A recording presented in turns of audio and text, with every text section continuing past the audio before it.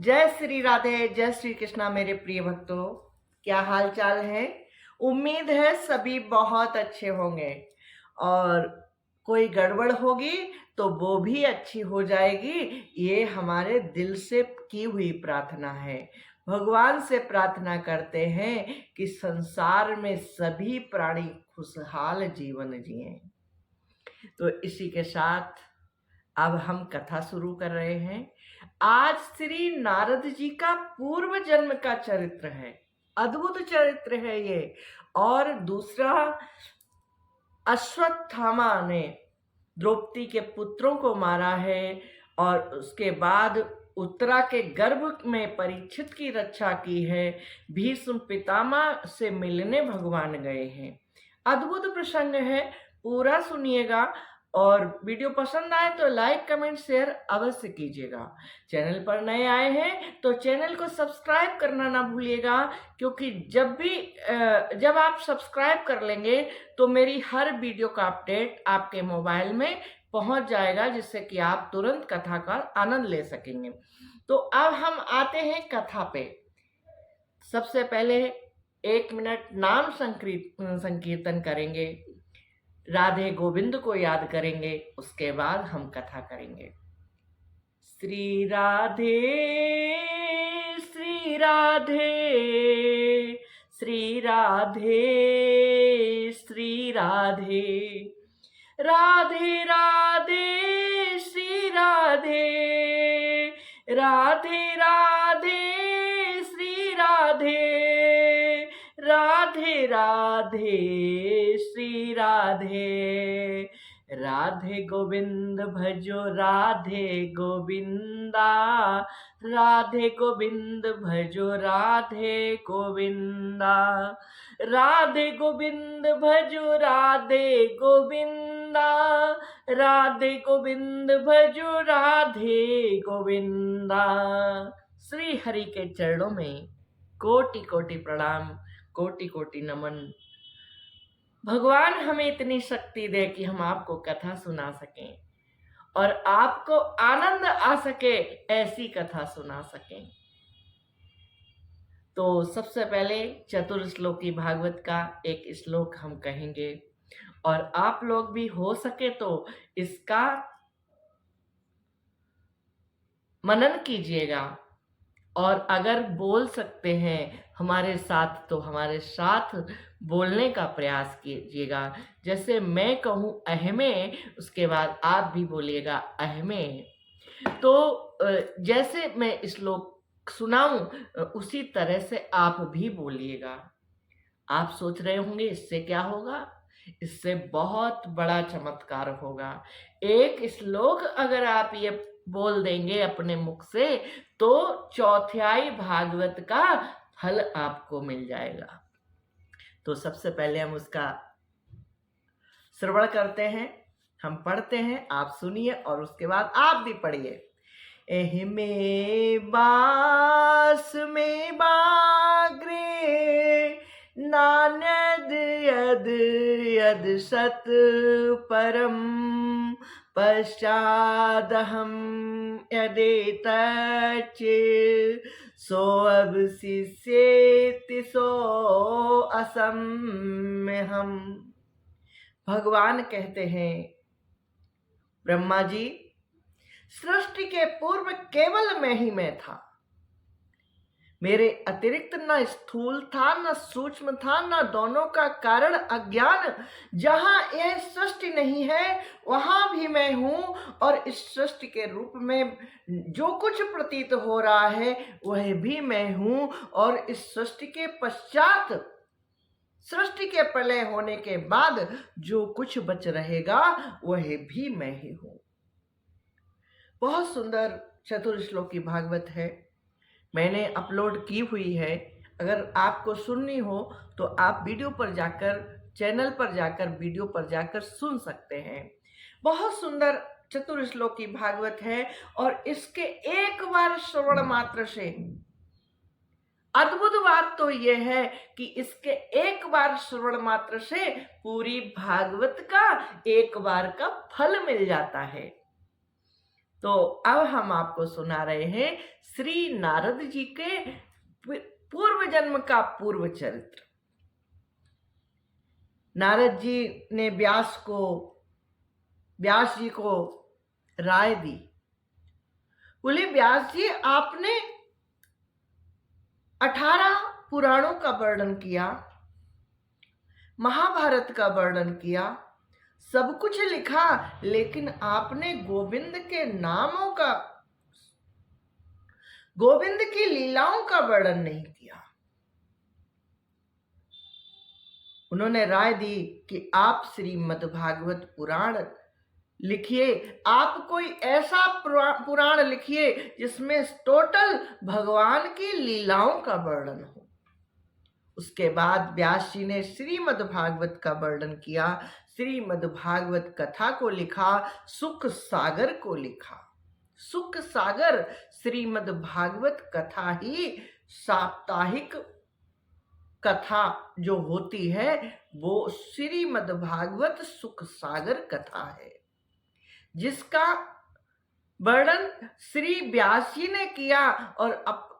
और सबसे बड़ी बात आपको बताऊं, व्यास जी ने वर्णन तो किया लेकिन लिख नहीं पाए।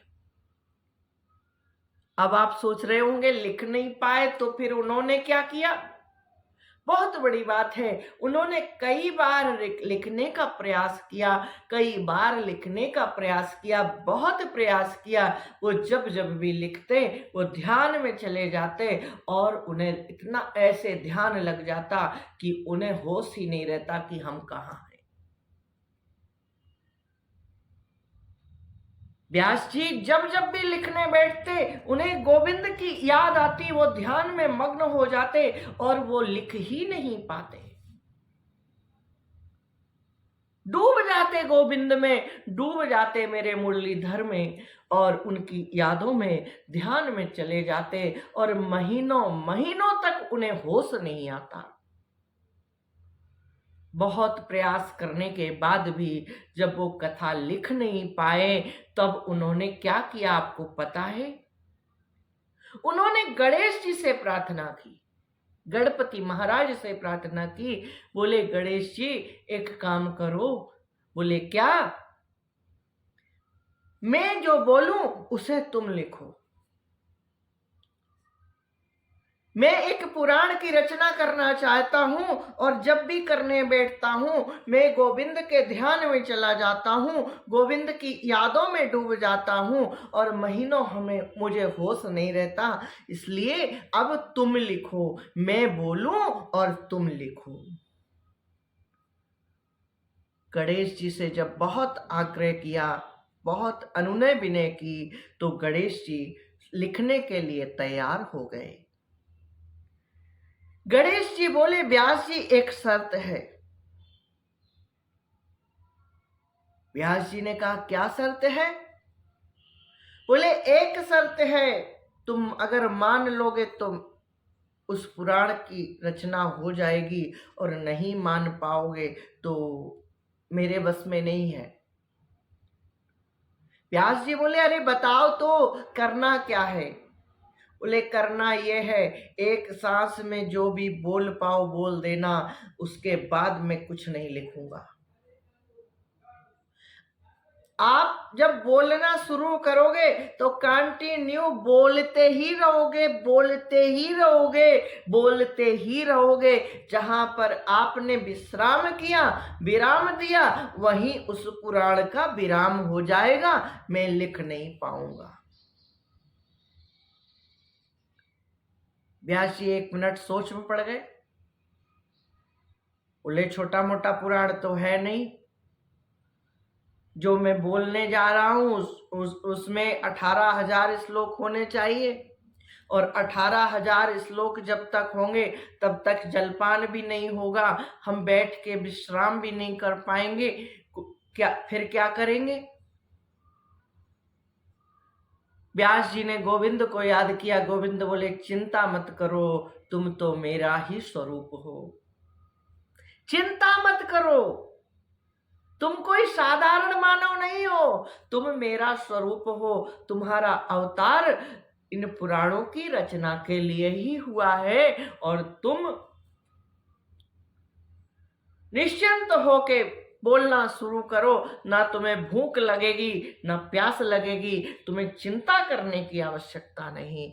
जब गोविंद ने इशारा कर दिया, व्यास जी बोले कोई बात नहीं, गणेश जी आप लिखो, मैं बोलना शुरू करता हूं और अब तभी विराम दूंगा जब पुराण पूरा हो जाएगा।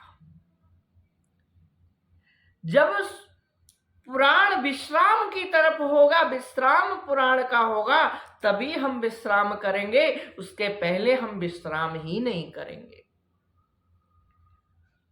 गणेश जी ने लिखना शुरू किया, व्यास जी ने बोलना शुरू किया, गणेश जी ने लिखना शुरू किया और थोड़ा ही लिख पाए थे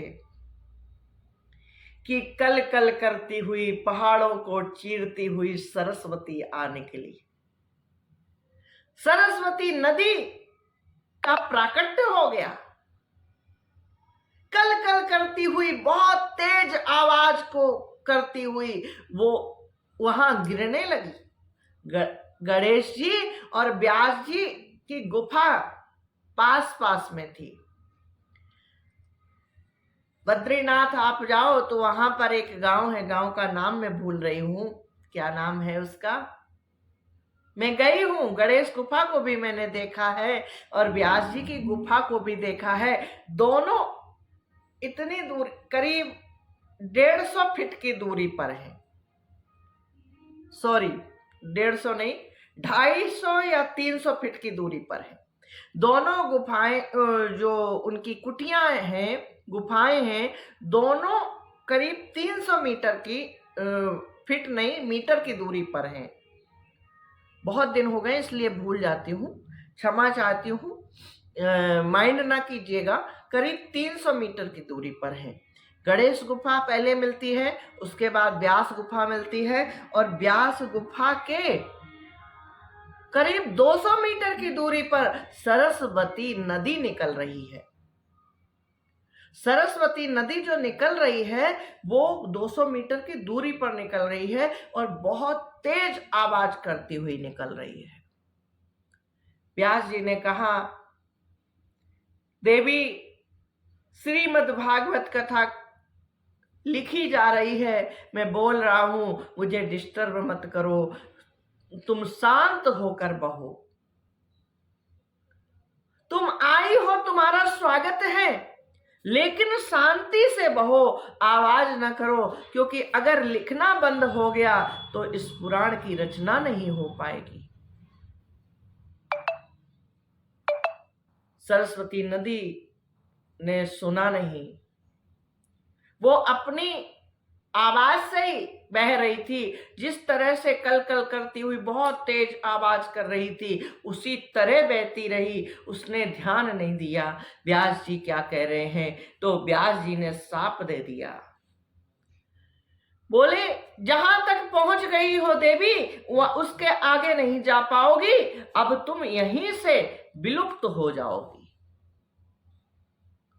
तो सरस्वती नदी थोड़ी दूर पर, करीब 2-2.5 किलोमीटर की दूरी पर ही वहां से विलुप्त हो गई।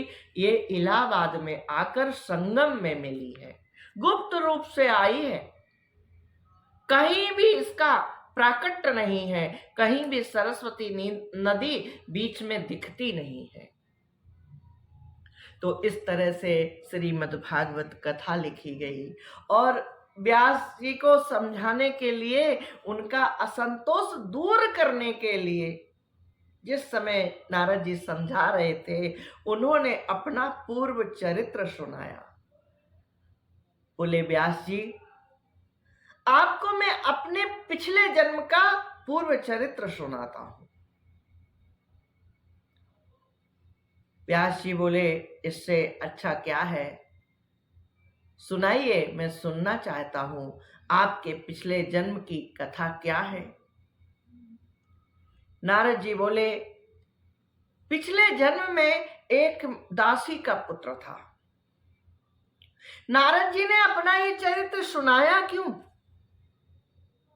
अब प्रश्न आता है, व्यास जी तो वैसे बहुत ज्ञानी थे, नारद जी को नारद जी ज्यादा देर कहीं रुकते भी नहीं थे, ज्यादा बातें भी नहीं करते थे, हरि गुण गाते रहते थे, फिर उन्होंने अपना पूर्व चरित्र क्यों सुनाया? उसका कारण कि संसार को यह पता चल सके कि एक साधारण इंसान कहां से कहां तक पहुंच सकता है। साधारण इंसान अगर अच्छे कर्म कर ले तो देवता भी बन सकता है, और अगर बुरे कर्म कर ले तो नाली का कीड़ा भी बन सकता है। नारद जी ने अपना पूर्व चरित्र सुनाया। बोले, व्यास जी, मैं पिछले जन्म में एक दासी का पुत्र था। एक महाराज थे, उनके महल में मेरी माँ काम करती थी, मैं उनके महल की दासी थी वो, और मैं उसका पुत्र था। माँ को जो हर रोज खाने के लिए थोड़ा सा छानन, गेहूं की, चावल की छानन जो मिलती थी, पहले अक्सर यही होता था, लोगों को से काम कराया जाता था और शाम को पैसे के बदले अनाज दे दिया करते थे। तो जो अच्छा अनाज होता था वो लोग यूज कर लेते थे, और जो छानन वगैरह निकलती थी वो नौकरों को दे दी जाती थी। तो जो छानन मिलती थी, जो आधा चावल होता था, जिसमें आधा गेहूं होता था, टूटा फूटा होता था, वो नौकरों को दे दी जाती थी। जो छानन मिलती थी उससे मेरे परिवार का गुजारा होता था। परिवार में हम दोनों ही थे, परिवार में हम दोनों ही थे। मेरी माँ जहां पर काम करती थी वहां पर चातुर्मास व्यतीत करने के लिए, चातुर्मास के समय कुछ ऋषि मुनि, कुछ महात्मा आए, वहां पर ठहरे। मेरी माँ ने उनकी सेवा में मुझे लगा दिया। साफ सफाई करती माँ, खाना बनाती, सब कर जाती, और हमें बिठा कर जाती, बोलती, बेटा तुम यहीं पर बैठना, और ये महात्मा जी, ये बाबा जी कुछ मांगे तो इन्हें देना, इनकी सेवा करना, इनको जलपान देना, इनके हाथ पैर दबाना, इनकी कथा सुनना, इनकी सेवा में बने रहना। मेरी माँ वहां पर बिठाकर जाती थी और मैं पूरे दिन उनके पास रहता। वो पूरे दिन थोड़ा सा जलपान कर लेते और कथा प्रसंगों में लगे रहते। मैं उनके मुख से, उनके श्री मुख से कथाएं सुनता रहता और कथाएं सुनता रहता और उनकी सेवा में लगा रहता। बहुत सुंदर श्लोक है, ध्यान से सुनिएगा। ते मय पीता खिल चाप ले अर्व के, दांते अधृत्र कीड़न के अनुवर्तिनी, निरूपितो बालक एव योगिनाम, शुश्रूषणे प्रवेशी निर्विक्षणताम। मैं यद्यपि बालक था, मेरी आयु बहुत ज्यादा नहीं थी, फिर भी किसी प्रकार की चंचलता नहीं करता था, जितेंद्रिय था। मैंने अपने सभी इंद्रियों को जीत कर रखा था, अपने पर कंट्रोल था, खेलकूद से दूर रहता था और आज्ञानुसार उनकी सेवा करता रहता था। मैं बोलता भी बहुत कम था, ज्यादा नहीं बोलता था, वो जैसे कहते थे वैसे मैं करता रहता था, उनकी सेवा करता रहता था। मेरे इस शील स्वभाव को देखकर समदर्शी मुनियों ने मुझ सेवक पर अत्यंत अनुग्रह किया। मैं उनकी सेवा करता रहता था, ये सब देखते हुए बात भी ज्यादा नहीं करता था, खेल कूद भी नहीं करता था। तो ये सब देखते हुए मेरे गुणों पर रीझ कर उन लोगों ने हम पर अनुग्रह किया। क्या अनुग्रह किया? हम पर अनुग्रह किया। अब प्रश्न आता है, अनुग्रह क्या किया? जब वो जाने लगे, हमें उन्होंने एक मंत्र दे दिया। बोले, बेटा इस मंत्र का तुम जाप करना, इस मंत्र का तुम जाप करना, तुम्हें गोविंद मिल जाएगा, तुम्हें प्राण प्यारा मिल जाएगा, प्राण वल्लभ मिल जाएगा। अंतिम समय नहीं मिला तो परलोक जाने पर तो मिल ही जाएगा। उनके इन शब्दों ने मुझे आकर्षित किया। मुझे लगा, अरे ऐसा भी हो सकता है कि जो दुनिया चलाता है, जो संसार को जो जन्म देता है, संसार को जो जन्म देकर पालता है, पोसता है, बड़ा करता है, पूरी सृष्टि को चलाने वाला क्या हमें मिल सकता है? मैं सोच में पड़ गया। वो हर रोज मंत्र जाप करने लगे, खेल कूद से दूर रहते, दिन रात मंत्र जाप करते रहते। माँ जो कार्य बताती कर देते और उसके बाद वो मंत्र जाप करते रहते। थोड़े दिन बाद क्या हुआ, ज्यादा दिन नहीं बीते, थोड़े ही दिन बीते। एक दिन माँ दूध दूहने गई और रास्ते में सर्प ने काट लिया, माँ की मृत्यु हो गई। माँ का अंतिम संस्कार किया, गांव वालों की मदद से अंतिम संस्कार हुआ। और फिर मैं विचार करने लगा कि अब मेरे जीवन में कौन है। बहुत विचार करने के बाद मुझे लगा मुझे संसार छोड़ देना चाहिए। मैं संसार से दूर जंगल की तरफ निकल गया। वहां पर पेड़ों के नीचे रहता, कंदमूल फल खाता और भगवान का ध्यान करता रहता, भगवान के दर्शन करने की कोशिश करता रहता।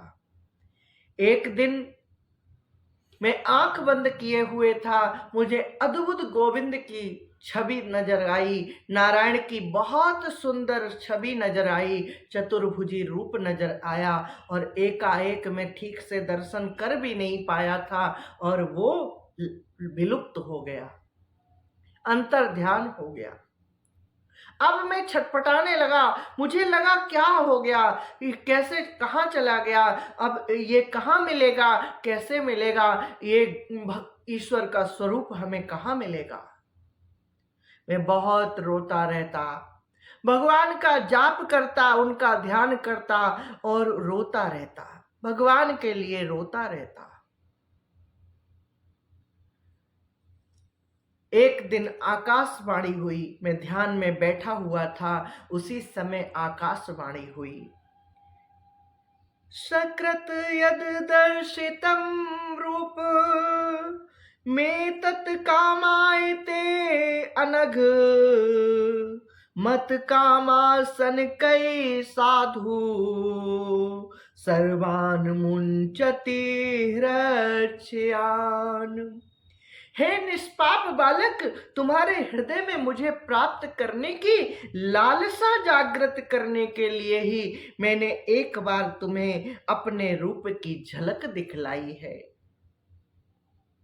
मुझे प्राप्त करने की आकांक्षा से युक्त साधक धीरे धीरे हृदय में संपूर्ण वासनाओं का भली भांति त्याग कर देता है। जब बहुत बड़ी आकांक्षा होती है, बहुत लालसा होती है, तो वो उसके इंसान के अंदर से सारी वासनाएं जाती रहती हैं और वो निष्पाप हो जाता है। आकाशवाणी सुनकर मुझे थोड़ा धीरज हुआ। मुझे लगा ईश्वर यहीं कहीं है, अब मुझे जरूर मिलेगा, मुझे जरूर मिलेगा। मैं जप करता रहा, तप करता रहा, मेरा जीवन यूं ही बीत गया।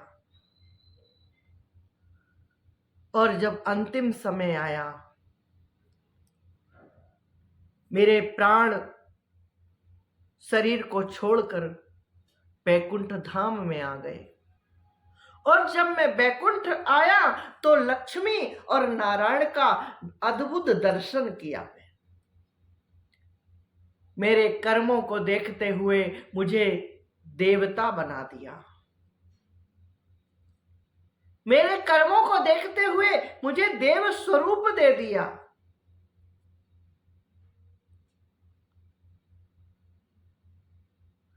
तो व्यास जी, कर्मों की गति प्रबल होती है। हर मानव को अच्छे कर्म करने चाहिए, हर मानव को ईश्वर का भजन करना चाहिए, हर मानव को ईश्वर के सानिध्य में रहना चाहिए और गलत कर्मों का त्याग करना चाहिए। आप भगवान की कथाएं लिखिए, कोई ऐसा पुराण लिखिए जिसमें श्री भगवान के की कथाएं हों और भक्तों को सीख मिले, शिक्षा मिले। उनके कहने पर, नारद जी के कहने पर, उनकी राय पर श्रीमद् भागवत का प्रादुर्भाव हुआ, श्रीमद् भागवत की रचना हुई। व्यास जी ने बोली और गणेश जी ने श्रीमद् भागवत को लिखा है। अद्भुत कथा है, अद्भुत प्रसंग है, बहुत सुंदर प्रसंग है। इसके बाद अब प्रसंग आता है, बहुत सुंदर कथा है। जिस समय महाभारत युद्ध में कौरव और पांडव दोनों पक्षों के बहुत से वीर गति को प्राप्त हो चुके थे और भीमसेन की गदा के प्रहार से दुर्योधन की जांग टूट गई थी, तब अश्वत्थामा ने अपने स्वामी दुर्योधन का प्रिय कार्य समझकर भीमसेन की ने ऐसी गदा मारी कि दुर्योधन की जांग टूट गई। तो अश्वत्थामा को बड़ा क्रोध आया, उसे लगा अरे भीमसेन की इन पांडवों की इतनी हिम्मत, दुर्योधन की जांग तोड़ दी, अब देखो मैं क्या करता हूं। रात्रि के समय वो पांडवों के शिविर में गया और पांडवों के शिविर में जाकर पांडवों को समझकर अर्जुन के पुत्रों को मार डाला। पांडवों के 5 पुत्र थे, अर्जुन के 5 पुत्र थे, उन सबको मार डाला। उनका गला काट लाया, गला काट कर अपने साथ ले आया और दुर्योधन से आकर कहा, देखो दुर्योधन, मैंने पांडवों को मार डाला, पांडवों का 5 पांडवों का गला काट लिया। दुर्योधन ने देखा, बोले अरे मूर्ख, तूने ये क्या किया? तूने तो वंश ही नष्ट कर दिया। ये पांडव नहीं है, पांडवों के पुत्र हैं, तूने पुत्रों को मार डाला, ये बहुत गलत कार्य किया। दुर्योधन को भी अच्छा नहीं लगा, दुर्योधन को बहुत कष्ट हुआ कि ये तूने क्या कर दिया। अब भीमसेन, अर्जुन, पांडव जब सुबह उठे, द्रौपदी सुबह उठी, पुत्रों की ये दशा देखी कि सिर काट लिए किसी ने, तो अर्जुन ने द्रौपदी से कहा, द्रौपदी रो मत, जिसने भी ये कार्य किया है उसे मैं लाकर तुम्हें सौंपता हूं, तुम उसके खून से अपने सर को धोना। उसको मैं अभी सबक सिखाता हूं। 5 पांडव निकल पड़े और ढूंढने लगे कि किसने मेरे पुत्रों को मार डाला, किसने हमारे पुत्रों का वध कर दिया, ढूंढने लगे और उन्हें अश्वत्थामा मिल गया। पुत्रों के सर सहित अश्वत्थामा जब मिला तो अश्वत्थामा के बाल पकड़कर अर्जुन लेकर आए। उसको मारते हुए बाल पकड़कर लेकर आए। द्रौपदी से बोले, द्रौपदी अब बताओ इसको क्या सजा दूं, इसका सर काट दूं?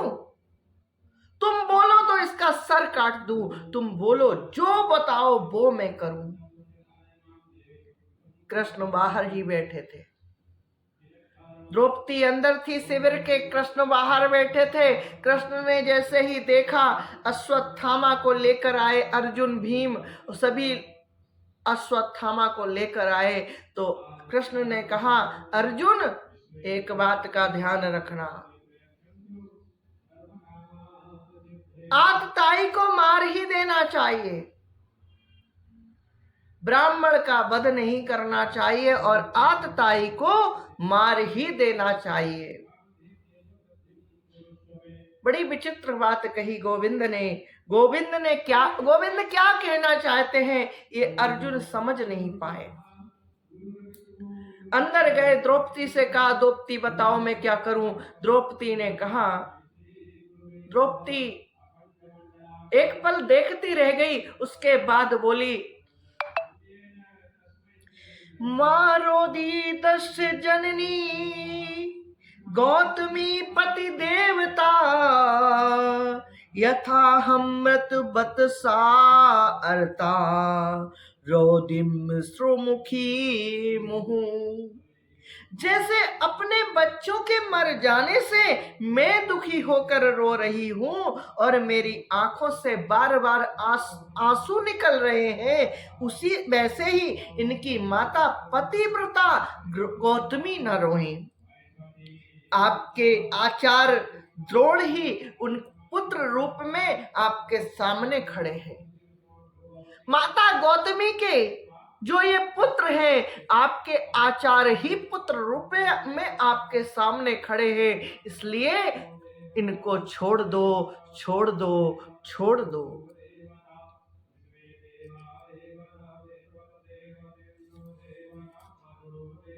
जब द्रौपदी ने छोड़ने के लिए आग्रह किया, अर्जुन से कहा, छोड़ दो, छोड़ दो, छोड़ दो, तो अर्जुन अब सोचने लगे कृष्ण ने क्या कहा है,